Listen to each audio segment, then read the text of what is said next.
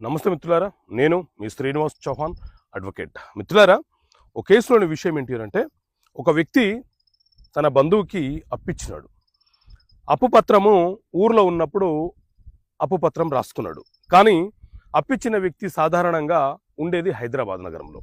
ఇప్పుడు అతను అప్పు తీసుకున్న వ్యక్తి అప్పు చెల్లించటం లేదు. అతని మీద కేసు ఫైల్ చేయాలనుకుంటున్నాడు. ఎక్కడ ఫైల్ చేయాలి అనేది అతని సందేహం. సో మిత్రులారా, మన దేశంలో సివిల్ ప్రొసీజర్ కోడ్ సిపిసి అనే చట్టం అమలు ఉన్నది. ఈ చట్టంలో మనకు 158 సెక్షన్స్ ఉంటాయి.